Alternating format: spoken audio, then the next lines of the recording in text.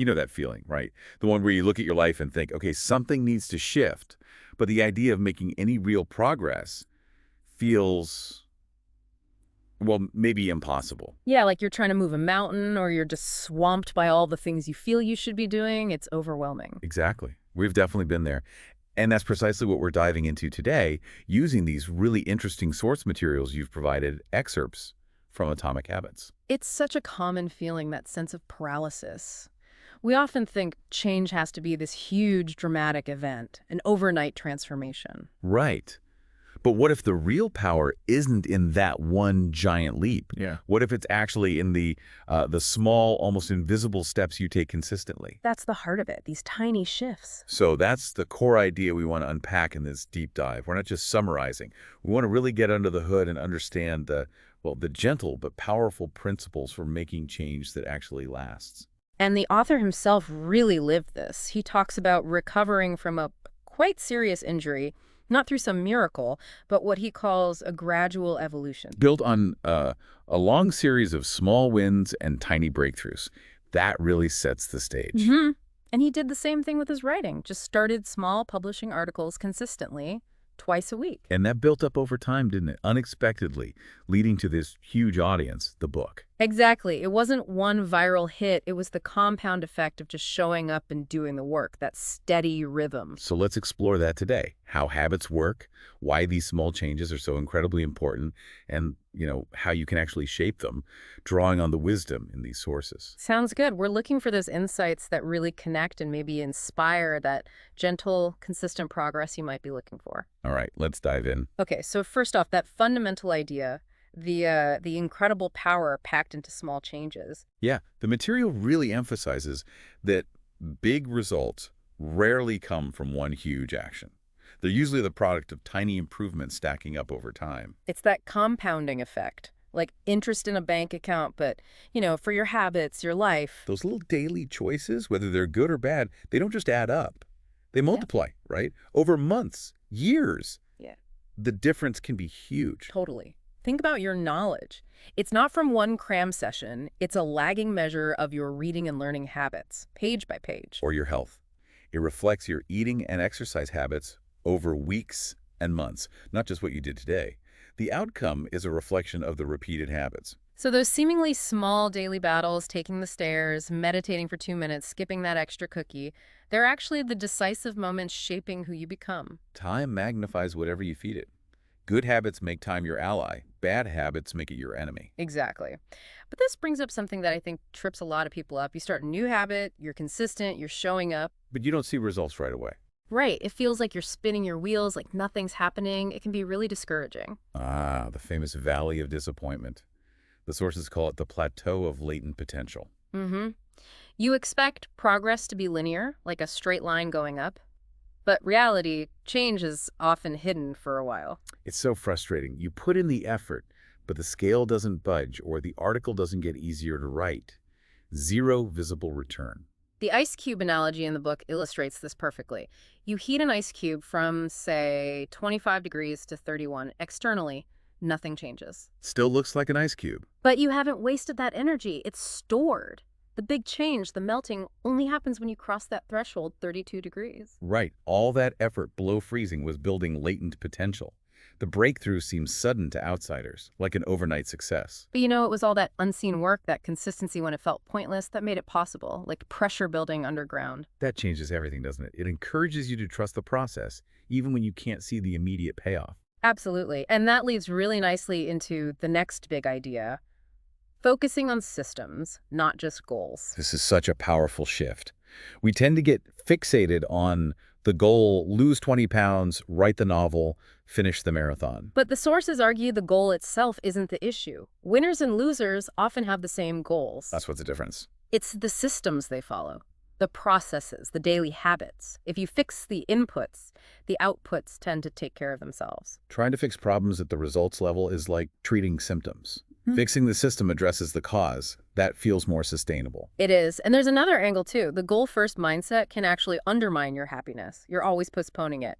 When I achieve X, then I'll be happy. Right. It creates this either-or situation. You either hit the goal and get a fleeting sense of satisfaction, or you miss it and feel like a failure. but a system-first approach. That lets you fall in love with the process. You find satisfaction in the daily practice, in showing up regardless of the final outcome's distance. Okay, so systems are the how. What about the why? The guiding principle. The sources talk about a kind of North Star for habit change. Yes, and that North Star is identity. Deep down, your behaviors tend to be a reflection of the type of person you believe you are. That makes sense. If you see yourself as a healthy person, making healthy choices feels more natural than forcing yourself. Exactly. The example given is about voting. If you identify as the kind of person who votes, you're much more likely to do it than if you just see voting as a chore you should do. It's not about forcing behavior, it's about embodying an identity. It becomes a feedback loop, right? Your habits shape your identity, and your identity shapes your habits. But the core insight here is to focus on becoming that type of person first. That internal shift is what makes the change stick long term, more than just hitting some external target. Precisely. That's the real engine for lasting change. Okay, so that's the deeper why. Let's get into the mechanics. How does a habit actually work? The sources lay out a really clear four-step loop. Yeah, it's the basic structure behind every single habit. Cue, craving, response, and reward. Cue, craving, response, reward. Look at the cue as the trigger. It's the bit of information that predicts a reward and gets the whole process started. Like your phone buzzing or walking into the kitchen.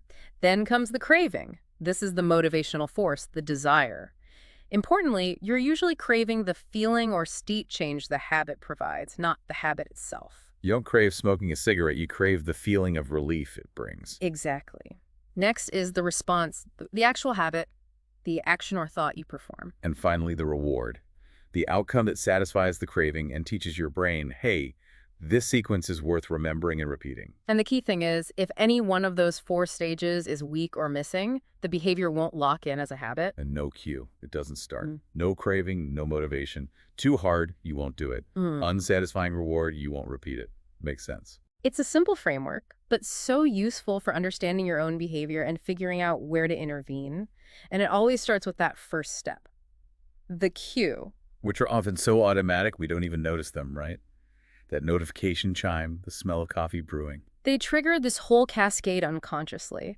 Like the examples given about old cues sticking around the pediatrician asking adults about hand washing, the lifeguard yelling walk years later. Those pathways are deeply grooved in the brain. Which is why the first step in changing behavior has to be awareness, bringing the unconscious into conscious awareness. There's that famous Carl Jung quote mentioned, until you make the unconscious conscious, it will direct your life and you will call it fate.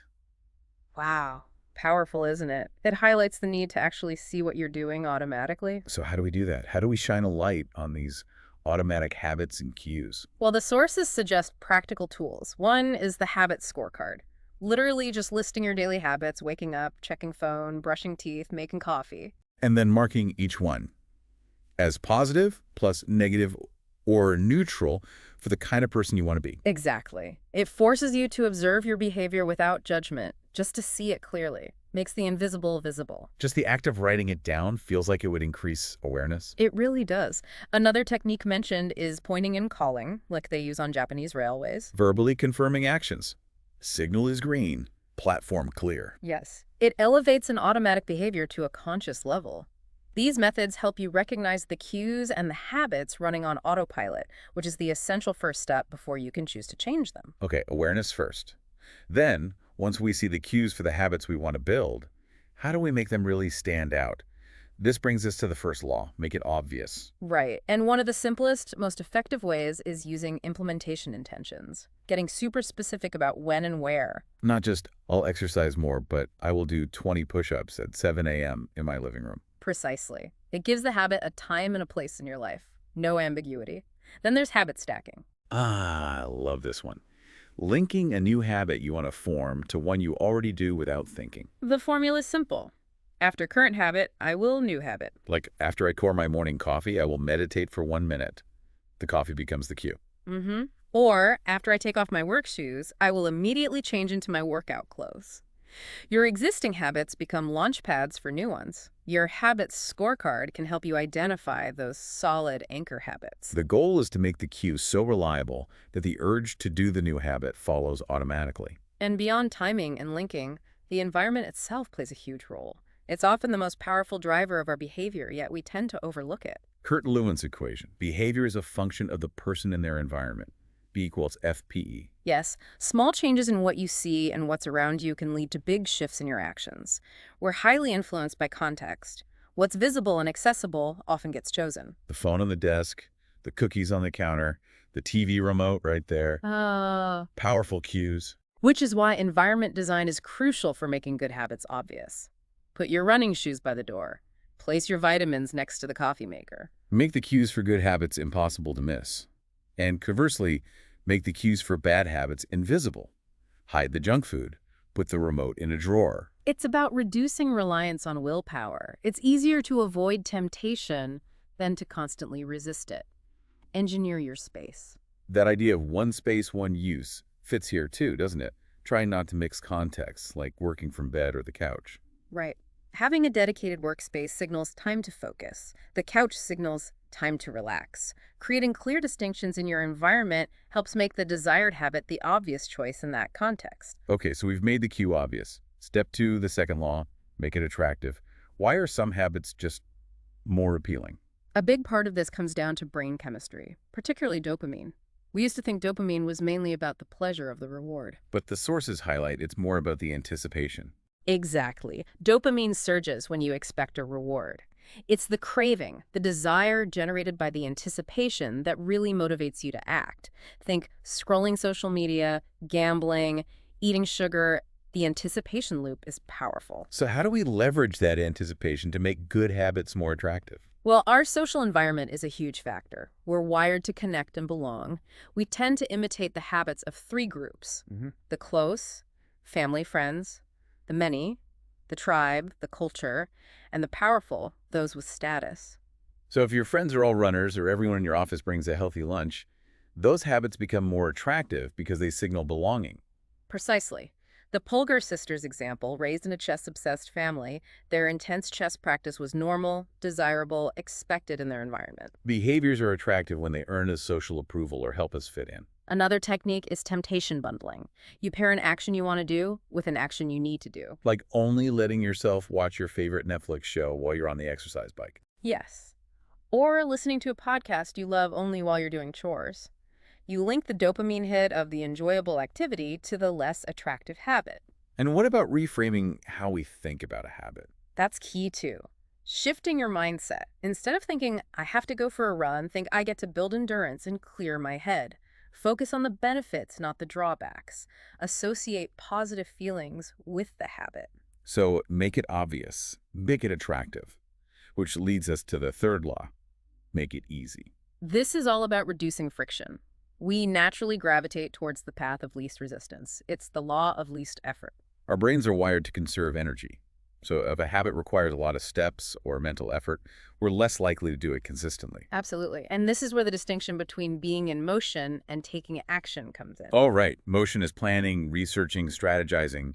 It feels productive, but it doesn't deliver a result. Action is actually doing the thing. The workout, writing the page, making the sales call. We often get stuck in motion because it's easier and less risky than action. So making it easy means reducing the friction to take action, streamlining the process, like how online shopping removed the friction of going to a store. Or automation, setting up automatic bill payments or savings transfers, removes the need to actively remember and decide each time. And for personal habits, the 2-minute rule is brilliant here. It really is. The idea, when you start a new habit, it should take less than 2 minutes to do. So read every day becomes read one page, do yoga becomes take out my yoga mat. Exactly. It's about making the starting ritual incredibly easy. You're not trying to master the whole habit at once. You're mastering the art of showing up. These are gateway habits. Once you start, momentum often carries you further.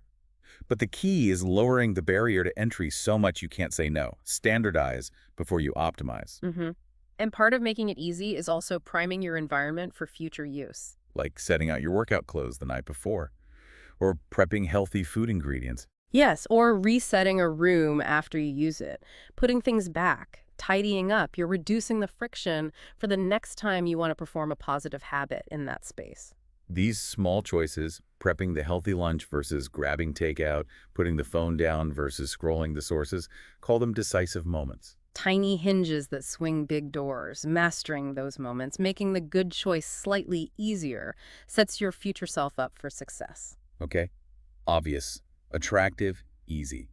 The final piece of the puzzle, the fourth law. Make it satisfying. This law tackles a core challenge. Our brains evolved for immediate rewards, but we live in a delayed return environment. Meaning the rewards for good habits, health, knowledge are often far off while the effort is immediate. And the pleasure from bad habits, junk food, procrastination is immediate while the consequences are delayed. Exactly.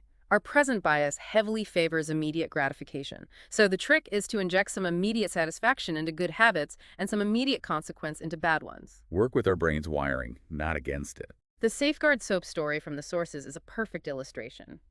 Hand washing rates in Karachi increased dramatically when they introduced soap that smelled nice and lathered well. The immediate sensory pleasure made the habit satisfying in the moment, which helped it stick long enough for the long-term health benefits to matter, or for it to become automatic. So, how can we add immediate satisfaction? Simple rewards can work, like tracking your habit. Putting an X on a calendar feels good.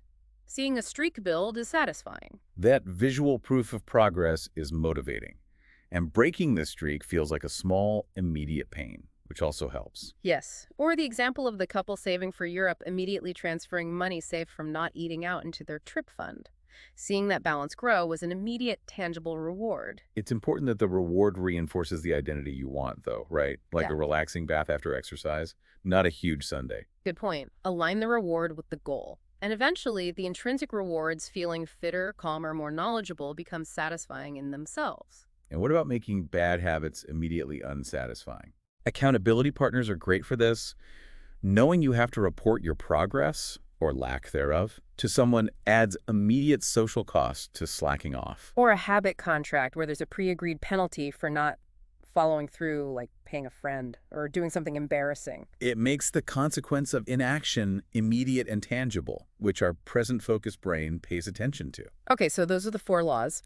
What about keeping things going long term? Motivation inevitably waxes and wanes. This is where the Goldilocks rule comes in. We stay most motivated when we're working on tasks that are right at the edge of our abilities. Not too easy, boring. Not too hard, discouraging. Just right. That sweet spot of manageable challenge keeps us engaged. But maybe the biggest enemy of long-term progress isn't failure, it's boredom. Once a habit becomes automatic, it can lose its appeal. And this is where professionals differ from amateurs, according to the sources. Amateurs follow motivation. Professionals stick to the schedule. They fall in love with boredom, in a sense. They show up even when it's not exciting, focusing on the process, finding satisfaction and consistency itself, while still looking for small refinements. It comes back to that system, that identity. I'm the type of person who doesn't miss workouts, even on days you don't feel like it. Exactly. There's a caution, too. Sometimes pride in your identity can make you resistant to learning or adapting later on, so it's a balance. Anchor in identity, but stay flexible. Wow, okay. We've really covered a lot from these source materials today, starting with that power of tiny compounding changes. Understanding the plateau of latent potential, that hidden growth phase before the breakthrough. Shifting focus from just goals to building effective systems, all guided by that North Star of identity, who you're becoming. And then getting practical with the habit loop cue, craving response reward, and applying the 4 laws. Make it obvious. Make it attractive, make it easy, and make it satisfying.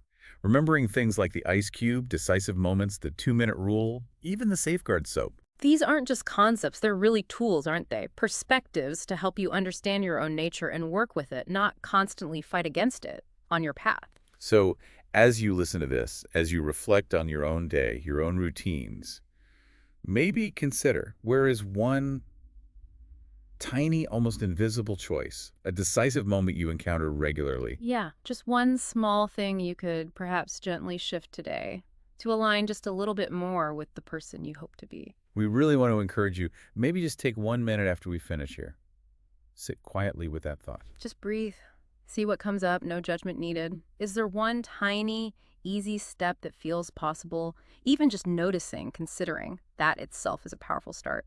Letting these ideas settle. Thank you so much for joining us for this deep dive. We hope it's offered some useful perspectives and maybe a little gentle inspiration for your own journey.